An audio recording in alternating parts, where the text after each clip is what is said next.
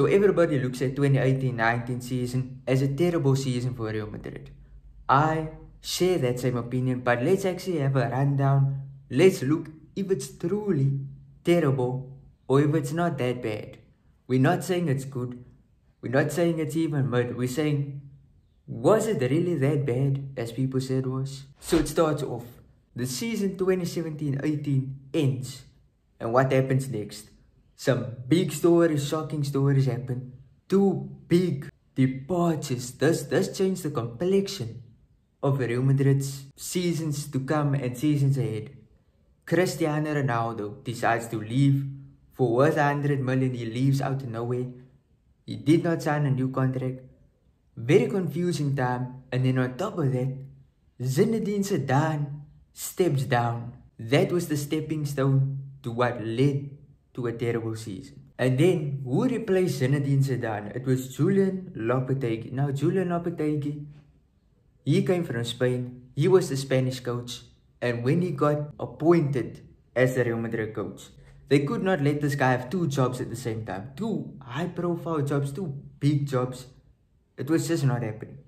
You can't coach the national team and Real Madrid. That is a good thing in my opinion. Your full focus has to be on the club and where the club goes. And then we get a few marquee signings, as you know, you can see here, marquee signings. Thibaut Courtois, Valverde, Vinicius Jr., and then a few others. Lunin is also in that list. And then the season began with a Super Cup match against Atletico. The most devastating start of the season ever.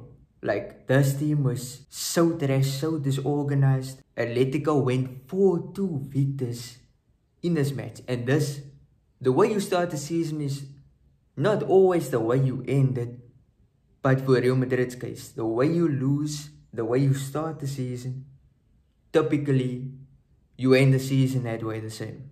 So Real Madrid went on to win a few La Liga matches, but they noticed we do not have a star player who can wear that number 7 shirt. And who was the guy they decided to replace Cristiano Ronaldo with?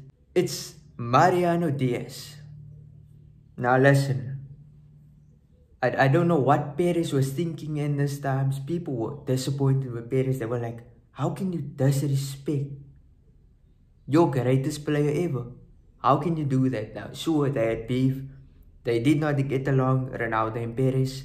And you can understand why Perez decided to disrespect that shirt number afterwards by signing Mariano.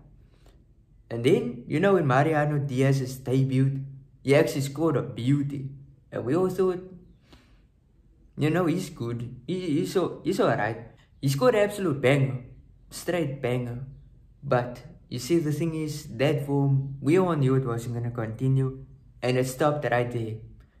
He just went goalless. End of September was actually a crazy one. End of September was the start of Julian Lopetegui's downfall. He truly had a downfall. We lost 3-0 to Sevilla, 1-0 to CSA. You see, I couldn't even say the name properly. CSKA Moscow. And then we lost 1-0 to Alaves as well. Terrible. Then we move on. We went to go lose 5-1 to Barcelona. You know, it was so unwatchable. To be honest, I didn't even watch that match fully. I watched it halfway. And when I saw the scoreline was going to 5, I was like, I'm turning this TV off, and that's what I did. Sure, you know, the ultras, the super Real Madrid fans, and I'm also a super fan in my opinion. But I couldn't watch that. I could not watch it. Worst time to be a Real Madrid fan. And then on top of that, Julian Lopetegui got sacked just after that. You know, it's a difficult job, but he wasn't the man for the job. But the man who actually replaced Lopetegui was actually a breath of fresh air. He's a former Real Madrid player, Santiago Solari. Now Solari, when he came in, we did not look at him like he's the savior. He's going to become our main manager, whatever you want to call it.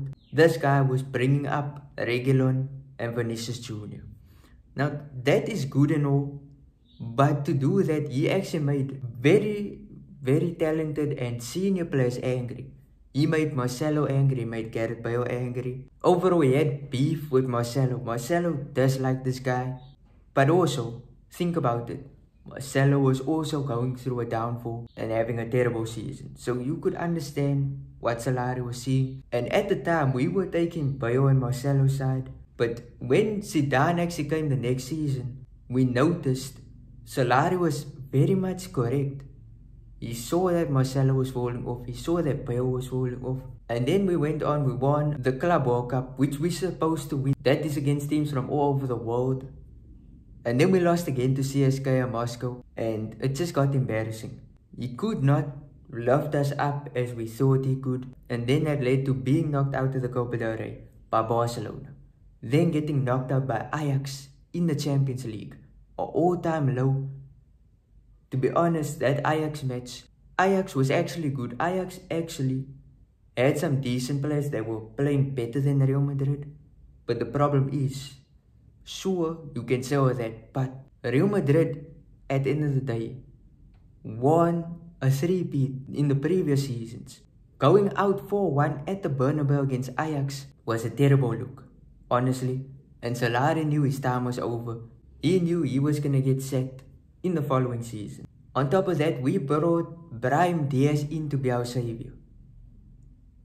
This was such a frustrating time to be a Real Madrid fan. Perez was on some different drugs. He brought in Brahim Diaz when the team was struggling in attack. They needed someone who was a big name. And he went to go bring in Brahim Diaz, which was a good choice if you're living in the future, if you're living in the current day, good choice. But in that season, we needed more. So the positives I took from 2018-19 was that Benzema had his best season. He followed up with better seasons to come, but overall Benzema played better than he ever did. That was due to Ronaldo not being there. Cruz also signed a new contract to 2023, which if you're living in today's age, the man is retiring. But back then, Cruz staying, which he could have left if he wanted to. We were so poor that I thought Cruz was gonna leave.